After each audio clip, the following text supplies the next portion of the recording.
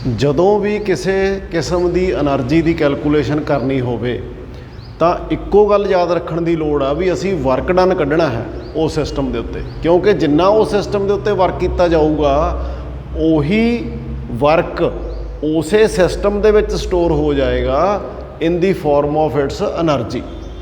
ਸੋ ਅਸੀਂ ਜਦੋਂ electric potential ਪੜ੍ਹਿਆ ਸੀ, ਇਲੈਕਟ੍ਰੋਸਟੈਟਿਕ ਪੋਟੈਂਸ਼ੀਅਲ ਜਿਹੜਾ ਇਸ ਚੈਪਟਰ ਦਾ ਮੇਨ ਹੈਡਿੰਗ ਆ, ਉਹਦੇ ਵਿੱਚ ਅਸੀਂ ਇਹ ਪੜ੍ਹਿਆ ਸੀ ਵੀ ਜਦੋਂ ਅਸੀਂ ਇੱਕ ਟੈਸਟ ਚਾਰਜ ਨੂੰ ਇਨਫਿਨਿਟੀ ਤੋਂ ਕਿਸੇ ਪੁਆਇੰਟ 'ਤੇ ਲੈ ਕੇ ਆਉਂਦੇ ਆ ਇਨ ਦੀ ਪ੍ਰੈਜ਼ੈਂਸ ਆਫ ਸੋਰਸ ਚਾਰਜ, ਜਿਹੜੇ ਪੁਆਇੰਟ 'ਤੇ ਉਸ ਟੈਸਟ ਚਾਰਜ ਨੂੰ ਲੈ ਕੇ ਆਉਂਦੇ ਆ ਉਸ ਪੁਆਇੰਟ ਦਾ ਪੋਟੈਂਸ਼ੀਅਲ ਓਨਾ ਵਰਕ ਡਨ ਹੁੰਦਾ ਜਿੰਨਾ ਉਸ ਟੈਸਟ ਚਾਰਜ 'ਤੇ ਕੀਤਾ। ਭਾਵ ਜੇਕਰ ਇੱਥੇ ਮੇਰੇ ਕੋਲੇ ਇੱਕ ਪਲੱਸ ਕਿਊ ਚਾਰਜ ਪਿਆ ਹੈ, ਇਹ ਆਪਾਂ ਪਹਿਲਾਂ ਪੜ੍ਹ ਚੁੱਕੇ ਹਾਂ, ਇਸ ਚਾਰਜ ਦਾ ਇਲੈਕਟ੍ਰਿਕ ਪੋਟੈਂਸ਼ੀਅਲ ਆਪਾਂ ਇਸ ਪੀ ਪੁਆਇੰਟ 'ਤੇ ਕੱਢਣਾ ਜਿਹੜਾ ਕਿ ਇੱਥੋਂ ਆਰ ਡਿਸਟੈਂਸ ਦੀ ਦੂਰੀ 'ਤੇ ਆ। ਇਹ ਇਕੱਲਾ ਪੁਆਇੰਟ ਆ, ਅਸੀਂ ਪੋਟੈਂਸ਼ੀਅਲ ਕੱਢਣਾ ਸੀ ਇਸ ਚਾਰਜ ਦਾ। ਕੀ ਕੀਤਾ ਸੀ, ਅਸੀਂ ਇੱਕ ਯੂਨਿਟ ਪੋਜ਼ਿਟਿਵ ਟੈਸਟ ਚਾਰਜ ਨੂੰ ਇਨਫਿਨਿਟੀ ਤੋਂ ਚੱਕ ਕੇ ਲਿਆਏ ਇੱਥੇ।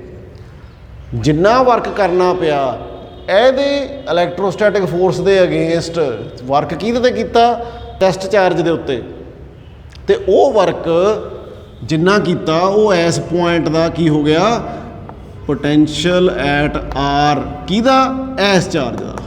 ਤੋ ਇਹ ਬਰਾਬਰ ਆਇਆ ਸੀ 1/4πε0 Q/r। It is a scalar quantity.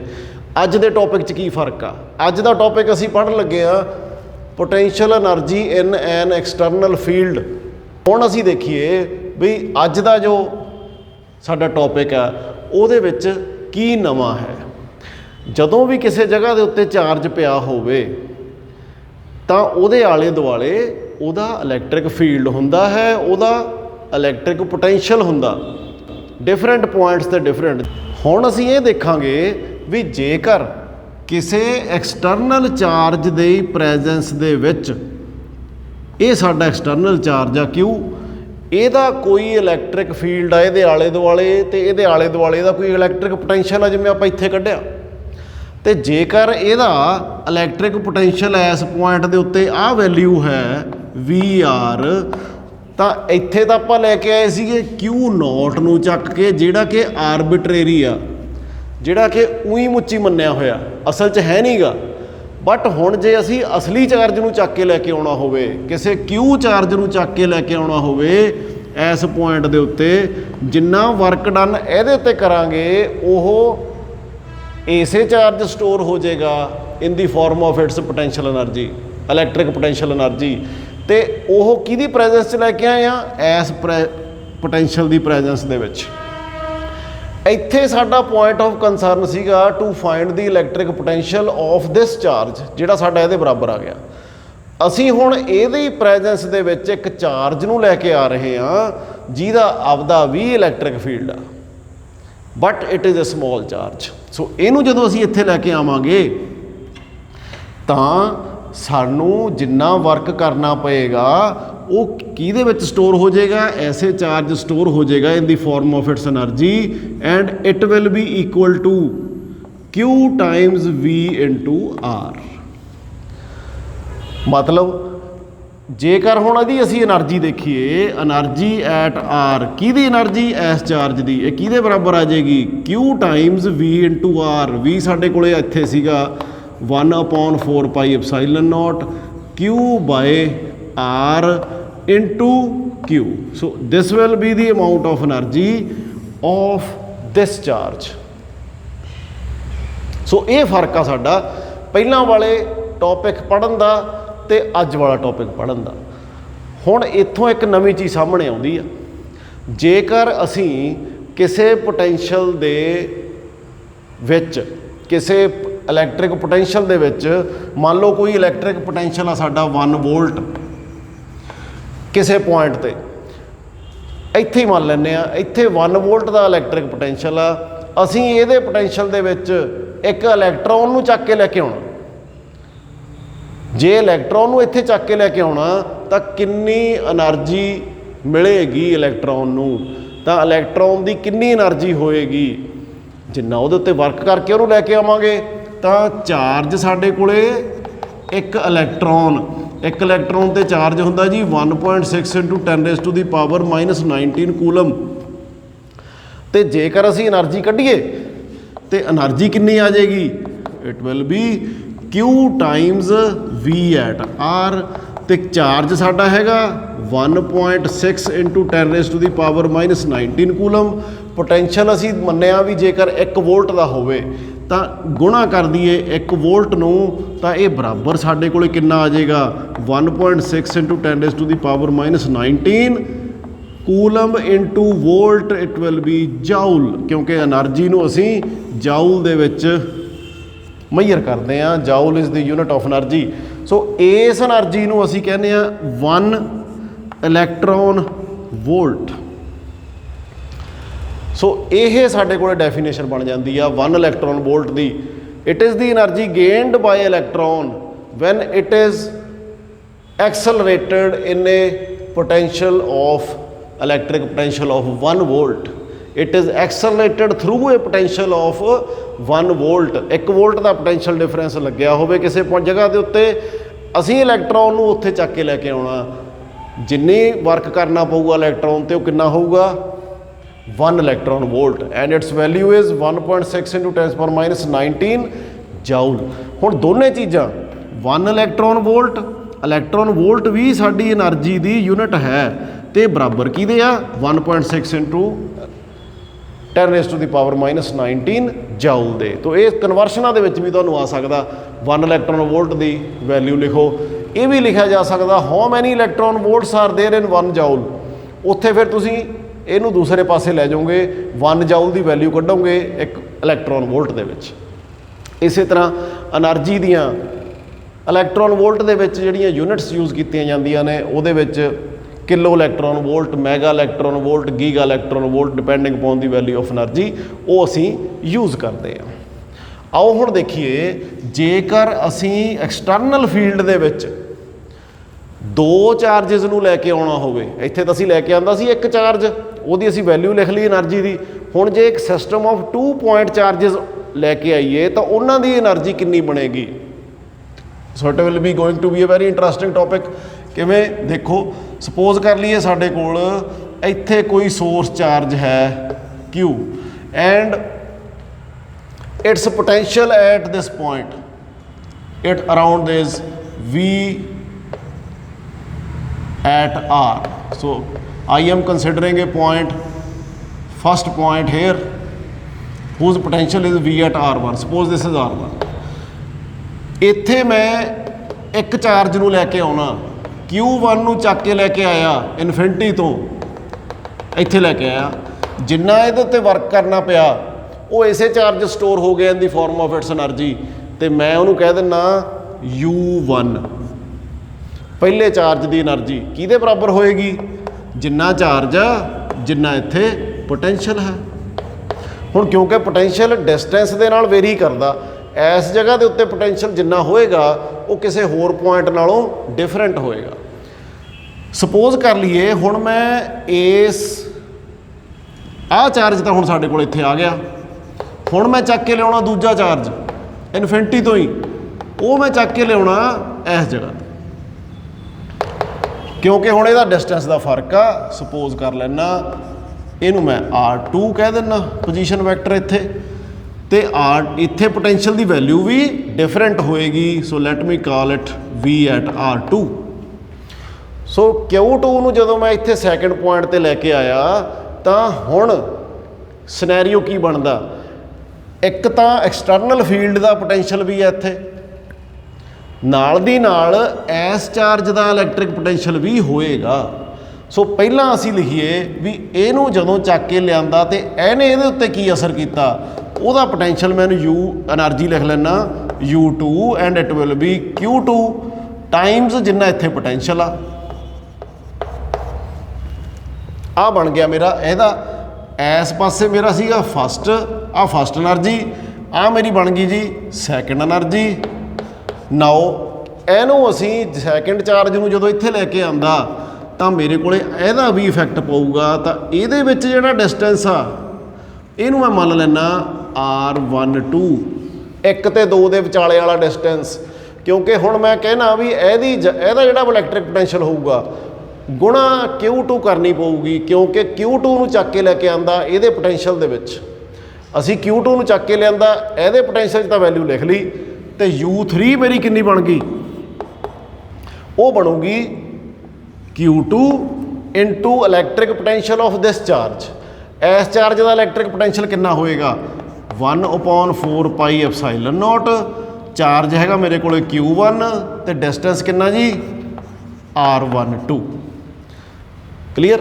ਸੋ ਇਸ ਕਰਕੇ ਹੁਣ ਮੇਰੇ ਕੋਲ U3 ਦੀ ਵੈਲਿਊ ਕਿੰਨੀ ਆ ਗਈ 1/4 ਪਾਈ ਐਪਸਾਈਲਨ ਨੋਟ Q1 Q2 R12। ਇੱਕ ਗੱਲ ਧਿਆਨ ਰੱਖੋ ਵੀ ਇੱਥੇ ਸਿਰਫ ਜਿਹੜਾ ਆ V at R1 ਆ ਤੇ V at R2 ਆ, ਇੱਥੇ ਇਸ ਚਾਰਜ ਦਾ ਪ੍ਰਭਾਵ ਆ, ਪਰ ਇਸ ਕੇਸ ਦੇ ਵਿੱਚ ਚਾਰਜ ਦਾ ਪ੍ਰਭਾਵ ਇਹਦਾ ਨਹੀਂ ਆ, ਇੱਥੇ ਇਹਨਾਂ ਦੋਨਾਂ ਦੀ ਆਪਸੀ ਇੰਟਰੈਕਸ਼ਨ ਆ। ਸੋ ਆਹ ਮੇਰੀ ਹੋ ਗਈ ਜੀ ਐਨਰਜੀ ਨੰਬਰ 3। ਸੋ 3 ਕੇਸਿਸ ਬਣ ਗਏ। ਜਦੋਂ ਪਹਿਲਾਂ ਸਿਰਫ ਇਹਦਾ ਪੋਟੈਂਸ਼ੀਅਲ ਸੀ ਉਦੋਂ ਅਸੀਂ Q1 ਨੂੰ ਚੱਕ ਕੇ ਲੈ ਕੇ ਆਂਦਾ, ਜਿੰਨੀ ਐਨਰਜੀ ਆਈ ਉਹ ਅਸੀਂ ਲਿਖ ਲਈ। So this is my first one. And ਜਦੋਂ ਹੁਣ ਦੂਜੇ ਨੂੰ ਲੈ ਕੇ ਆਂਦਾ ਤਾਂ ਉਦੋਂ ਮੇਰੇ ਕੋਲੇ ਆਹ ਚਾਰਜ ਵੀ ਪਿਆ ਜਿਹਦੇ ਕਰਕੇ ਮੈਂ ਐਨਰਜੀ ਲਿਖ ਲਈ ਇੱਥੇ ਸੈਕਿੰਡ, ਤੇ ਨਾਲ ਦੀ ਨਾਲ ਮੇਰੇ ਕੋਲੇ ਆ ਵੀ ਪਿਆ ਜਿਹਦੇ ਕਰਕੇ ਐਨਰਜੀ ਲਿਖ ਲਈ ਮੈਂ ਥਰਡ। ਹੁਣ total energy of the system will be the some of all the ਐਨਰਜੀਜ਼ using principal of ਸੁਪਰਪੋਜੀਸ਼ਨ।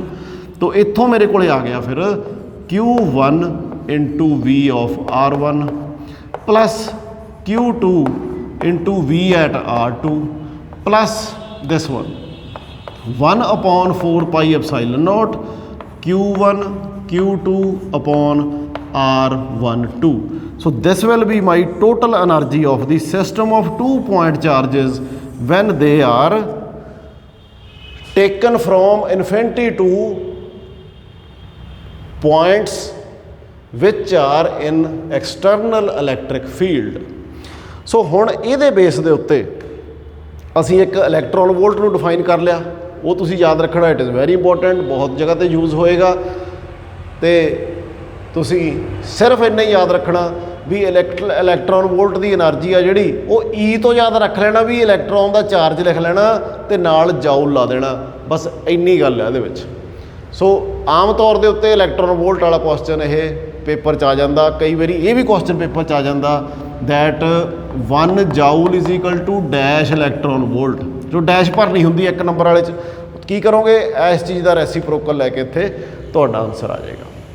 जेकर असी एक डाईपोल इलैक्ट्रिक डाईपोल नूं किसी एक्सटर्नल फील्ड च रखिया होवे ते उहनूं घुमाउण दी कोशिश करिए against the electrostatic force, against the torque, तो सानू जिहड़ा उहदे उत्ते वर्क करना पऊगा वो भी तो उहदे विच ही स्टोर हो जाएगा and it will be in the form of its potential energy. So calculate करिए कि किसी डाईपोल की पोटेंशियल एनर्जी कितनी होएगी।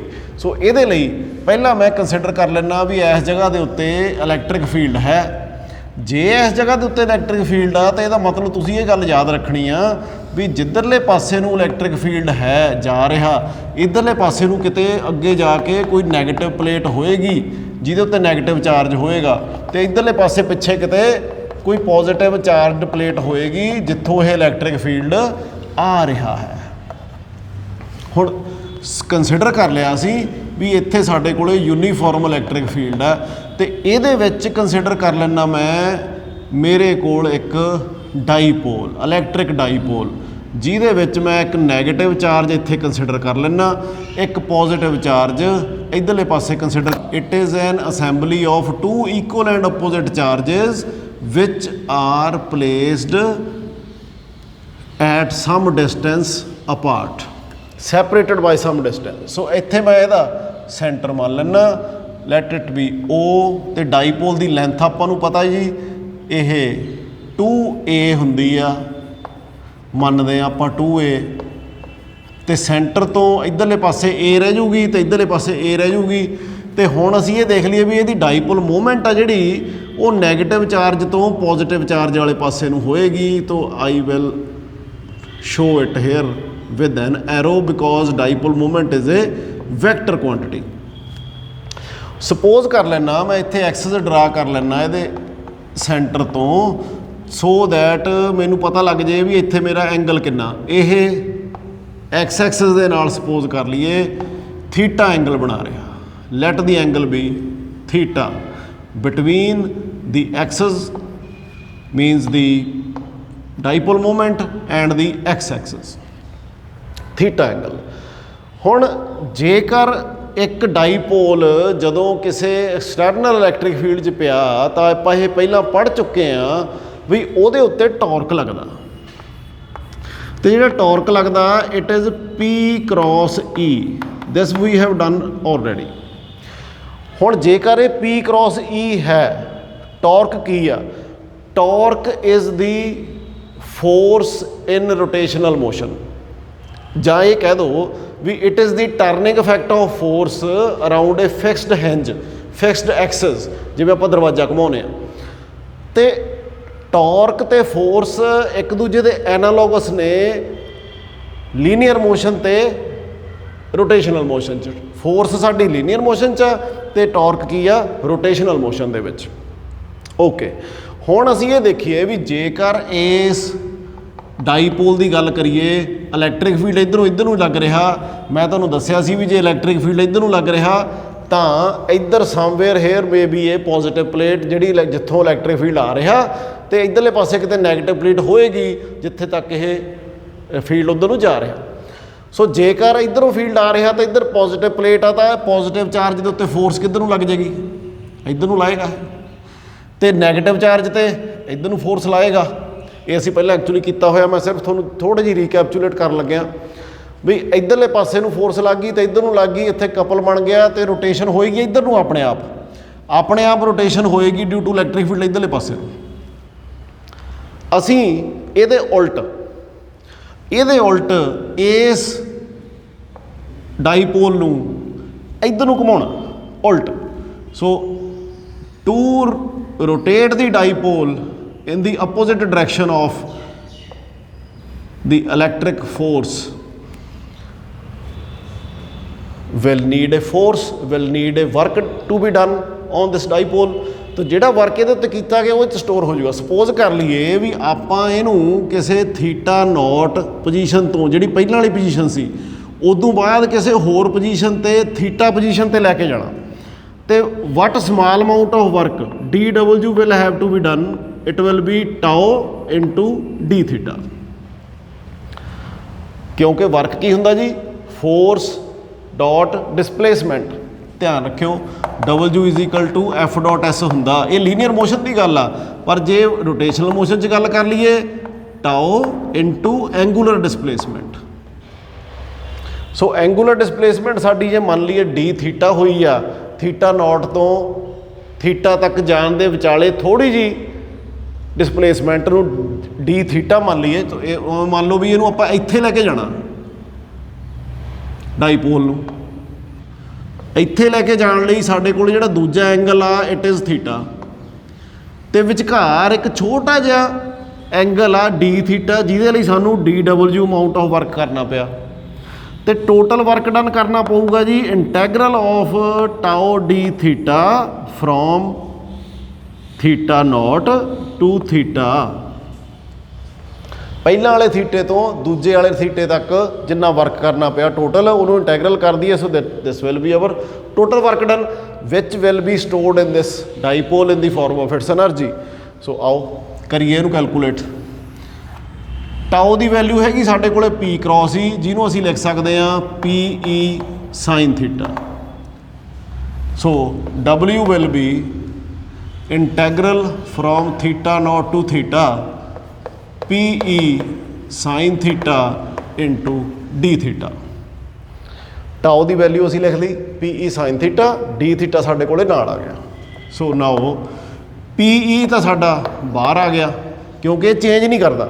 ਦੇਖੋ ਜਦੋਂ ਅਸੀਂ ਇਹ ਦੇਖਣੀ ਹੁੰਦੀ ਆ ਵੀ ਕਿਹੜਾ ਵੇਰੀਏਬਲ ਸਾਡਾ ਚੇਂਜ ਕਰਦਾ, ਬਾਕੀ ਦੀ ਚੀਜ਼ਾਂ ਕੌਨਸਟੈਂਟ ਹੁੰਦੀਆਂ ਉਹ ਬਾਹਰ ਕੱਢ ਦਿੰਦੇ ਆ।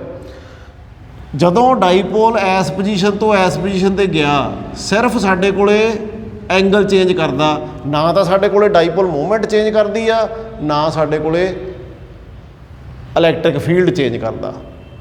ਸੋ ਇਸ ਕਰਕੇ P ਤੇ E ਅਸੀਂ ਬਾਹਰ ਕੱਢ ਲਏ। ਜੇ ਤੁਸੀਂ ਇਹ ਕਹੋ ਵੀ ਇਲੈਕਟ੍ਰਿਕ ਫੀਲਡ ਤਾਂ ਚਲੋ ਯੂਨੀਫਾਰਮ ਆ, dipole movement is a vector quantity, ਵੀ ਇਹ ਡਾਇਰੈਕਸ਼ਨ ਨਾਲ ਚੇਂਜ ਕਿਉਂ ਨਹੀਂ ਕਰਦੀ, ਕਰੂਗੀ, ਬਟ ਜਿਹੜੀ ਉਹ ਚੇਂਜ ਕਰੂਗੀ that will be due to the angle only, and ਉਹ ਅਸੀਂ ਇੰਟੈਗਰਲ ਦੇ ਵਿੱਚ ਹੀ ਰੱਖਾਂਗੇ। So we have taken out just the magnitude of P। So ਅੰਦਰਲੇ ਪਾਸੇ ਸਾਡੇ ਕੋਲ ਆ ਗਿਆ ਜੀ integral of sine theta d theta from theta naught to theta, and the integral of sin theta you have to remember it is minus cos theta। ਹੁਣ ਸਾਡੇ ਕੋਲੇ ਲੋਅਰ ਲਿਮਿਟ ਹੈ ਥੀਟਾ ਨੋਟ ਤੇ ਅਪਰ ਲਿਮਿਟ ਹੈ theta. ਮੈਂ ਆ minus sign ਨੂੰ adjust ਕਰਨ ਦੇ ਲਈ ਕੀ ਕਰਦਾ, PE cos theta ਲਿਮਟਾਂ ਚੇਂਜ ਕਰ ਦਿੰਦਾ ਜੀ, ਉੱਪਰਲੀ ਥੱਲੇ ਕਰ ਦਿੰਦਾ, ਥੱਲੇਲੀ ਉੱਪਰ ਕਰ ਦਿੰਦਾ। This is one of the method to get rid of this negative side. ਹੁਣ ਮੈਂ ਅਪਰ ਲਿਮਿਟ ਭਰੂੰਗਾ। ਪਹਿਲਾਂ ਅਪਰ ਲਿਮਿਟ ਹੈਗੀ ਮੇਰੀ theta naught minus lower limit ਭਰੂੰਗਾ theta. So this will be the amount of energy which will be stored in the dipole in the form of its electric potential energy. ਇੱਕ ਛੋਟਾ ਜਿਹਾ special case ਕਰ ਲਈਏ। ਛੋਟਾ ਜਿਹਾ special case ਕਰਨ ਦੇ ਵਿੱਚ ਅਸੀਂ ਇਹ ਮੰਨ ਲਈਏ ਵੀ ਜੇਕਰ ਸਾਡਾ ਪਹਿਲਾਂ ਜਿਹੜਾ ਐਂਗਲ ਸੀਗਾ ਉਹ ਤਾਂ ਥੀਟਾ ਨੋਟ ਸੀਗਾ ਤੇ ਦੂਸਰਾ ਜਿਹੜਾ ਹੈਗਾ ਉਹ ਥੀਟਾ, ਇਹਨਾਂ ਦੀ ਵੈਲਿਊਜ਼ ਰਿਜ਼ਿਊਮ ਕਰ ਲਈਏ। ਸਪੋਜ਼ ਕਰ ਲਈਏ ਇਫ ਥੀਟਾ ਨੋਟ ਇਜ਼ π/2, ਜਾਂ ਤੁਸੀਂ ਕਹਿ ਦਿਓ ਵੀ 90 ਡਿਗਰੀ ਹੈ, ਤੇ ਥੀਟਾ ਜਿਹੜਾ ਹੈ ਉਹ ਸਾਡੇ ਕੋਲੇ ਥੀਟਾ ਹੀ ਆ, ਤੇ ਯੂ ਦੀ ਵੈਲਿਊ ਕਿੰਨੀ ਆਏਗੀ? ਯੂ ਦੀ ਵੈਲਿਊ ਆਏਗੀ PE ਥੀਟਾ ਨੋਟ ਹੈ 90 cos π/2 ਮਾਈਨਸ cos ਥੀਟਾ। ਸੋ cos π/2 ਕਿੰਨਾ ਹੋਏਗਾ ਜੀ? cos π/2 is 0 minus cos theta. तो अगेन साढ़े कोले आ गया माइनस PE cos थीटा। ਹੁਣ ਸਾਨੂੰ ਪਤਾ ਵੀ P ਵੀ ਵੈਕਟਰ ਕੁਆਂਟਿਟੀ ਹੈ, E ਵੀ ਵੈਕਟਰ ਕੁਆਂਟਿਟੀ ਆ, ਤੇ cos ਥੀਟਾ ਕਿਹੜੇ 'ਚ ਆਉਂਦਾ ਹੁੰਦਾ? ਡਾਟ ਪ੍ਰੋਡਕਟ ਦੇ ਵਿੱਚ ਆਉਂਦਾ ਹੁੰਦਾ, ਸਕੇਲਰ ਪ੍ਰੋਡਕਟ 'ਚ ਆਉਂਦਾ ਹੁੰਦਾ। ਸੋ ਇਸ ਕਰਕੇ એનર્ਜੀ ਅਸੀਂ ਕੀ ਲਿਖ ਸਕਦੇ ਹਾਂ? Minus P dot E।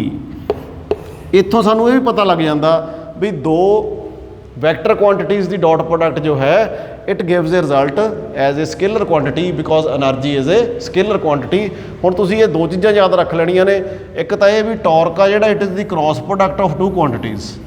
Secondly the energy of the dipole it comes out to be a scalar quantity and it is P dot E।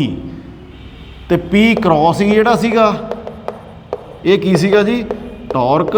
ਤੇ P dot E with the negative sign it is the energy। ਸੋ ਇਹ ਸੀਗਾ ਸਾਡਾ ਅੱਜ ਦਾ topic, ਤੇ ਇਹਦੇ ਨਾਲ ਆਪਣਾ electrostatic potential ਜੋ ਟੌਪਿਕ ਹੈ ਉਹ ਖਤਮ ਹੋ ਜਾਂਦਾ। Your suggestions are welcome, your questions are welcome in the comment section. So I hope you have understood this concept which most of the students feel difficult because ਜਿੱਥੇ ਵੀ ਟੌਰਕ ਆ ਜਾਂਦਾ ਆਮ ਤੌਰ ਤੇ ਬੱਚਿਆਂ ਨੂੰ ਉਹਦੇ ਤੋਂ ਥੋੜ੍ਹੀ ਜਿਹੀ ਔਖਿਆਈ ਮਹਿਸੂਸ ਕਰਦੇ ਆ, ਪਰ ਮੈਂ ਬੜੇ ਤੁਹਾਨੂੰ ਸੌਖੇ ਤਰੀਕੇ ਨਾਲ ਸਮਝਾਉਣ ਦੀ ਕੋਸ਼ਿਸ਼ ਕੀਤੀ ਆ। ਤੋ ਇਸ ਕਰਕੇ ਮੈਨੂੰ ਉਮੀਦ ਆ ਵੀ ਤੁਹਾਨੂੰ ਸਮਝ ਲੱਗ ਗਈ ਹੋਏਗੀ। ਤੋ thank you very much for attending the lecture and have a nice day.